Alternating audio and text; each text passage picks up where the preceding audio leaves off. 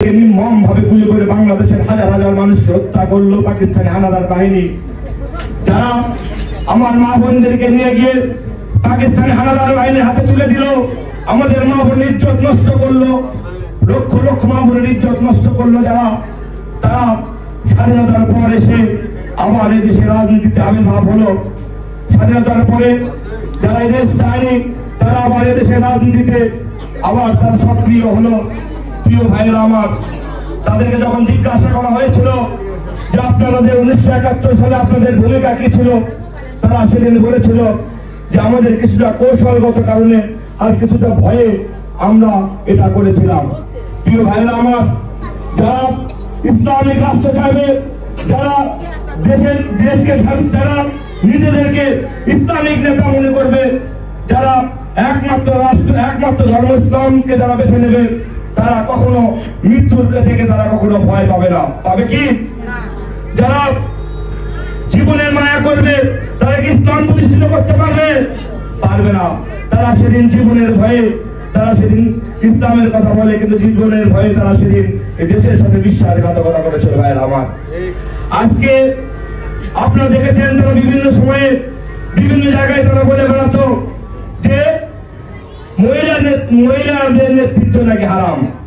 মহিলাদের নেতৃত্ব যদি হারাম হয় তাহলে আপনারা দেখেছেন সেই দলের নেতারা বিএনপির সময়ে দেশনেত্রী বেগম খালেদা জিয়ার সরকারের সময়ে তারা মন্ত্রিত্ব নিয়ে বিএনপির সাথে তার সম্পর্ক রেখে তারা সেদিন কিন্তু মন্ত্রিত্ব নিয়েছিল। তাহলে মহিলা নেতৃত্ব তারা মানে নাই, মেনেছে। তারা বলে যে মেয়েদের কণ্ঠ বাইরের মানুষ শোনা যাবে না, এ কথা তারা বলে বেড়ায়। কিন্তু আজকে আমরা কি দেখতে পাচ্ছি?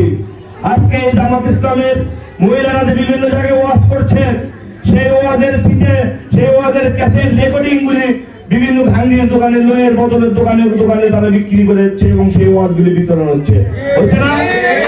তাহলে মহিলাদের কণ্ঠ মানুষ পণ্য পুরুষ শোনা যাবে না, এটা কিভাবে তারা ঠিক রাখলো? প্রিয় ভাইয়ের আমার, আজকে বলতে চাই, আজকে তারা আপনারা দেখেছেন জামাত ইসলামী হিন্দু শাখা তারা খুলেছেন, হিন্দু শাখা হিন্দুদেরকে তারা জামাত ইসলামের সদস্য করছে। এই হিন্দু সম্প্রদায়ের লোকেরা কোথায় ইসলাম কায়েম করবে, এটা আপনাদের কাছে আমার জিজ্ঞাসা। হিন্দু সম্প্রদায়ের লোকেরা কোথায় ইসলাম কায়েম করবে, কোন ইসলাম কায়েম করবে যার জন্য তারা হিন্দু শাখা তৈরি করলো?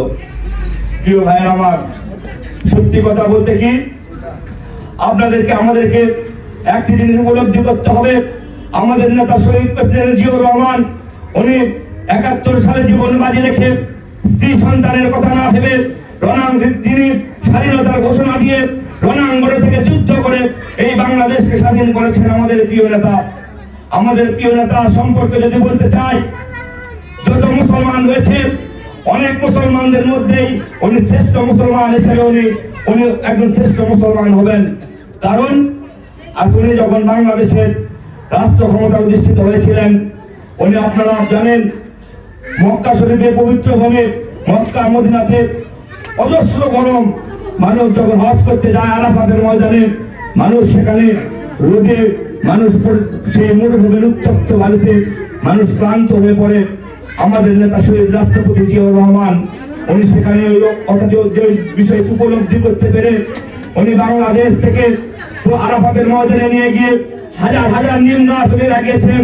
সেই নিম গাছগুলি আজকে ধীরে ধীরে বড় হয়ে আজকে আরাফাতের ময়দানে হাজার হাজার লক্ষ লক্ষ হাজিদেরকে ছায়া দিয়ে মায়া দিয়ে সেই গাছগুলি সেখানে টিকে রয়েছে। আজকে সে দেশের সরকার সেই গাছটির নাম দিয়েছে জিয়া ট্রি। প্রিয় ভাইরা আমার, আজকে জিয়া ট্রি নামে আমাদের পবিত্র ভূমি এখনো জিয়াউর রহমানের নাম জল জল করছে লক্ষ লক্ষ মানুষের হৃদয়ে। প্রিয় ভাইরা আমার, বাইতুল মুকাররমের মসজিদের যখন খতিব নির্বাচন করা হবে, তখন প্রেসিডেন্ট জিয়াউর রহমান সেখানে উপস্থিত ছিলেন। অনেক বড় বড় আলেমেরা সেখানে উপস্থিত ছিলেন।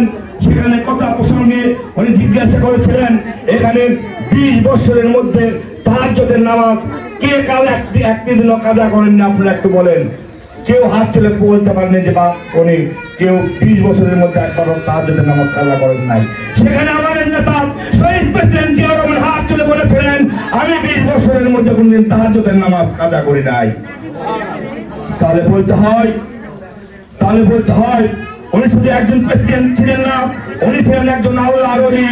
শহীদ রাষ্ট্রপতি জিয়াউর রহমান ছিলেন একজন আল্লাহর ওলি, আল্লাহর রহমত। বন্ধুরা আমার, আর যারা আজকে যারা বেহেশতের টিকিট দেওয়ার কথা বলে আমাদের মা বোনদেরকে বিভিন্ন ভুল বুঝিয়ে যারা বিভিন্ন ভাবে বলছে বেহেশতের টিকিট দিচ্ছি, বেহেশতের টিকিট দেবো, তাদেরকে ভুল বুঝিয়ে জাহান্নামের দিকে নিয়ে যাচ্ছে। বন্ধুরা আমার, কারণ কোন মানুষকেও কাউকে বেহেশতের টিকিট দিতে পারে না।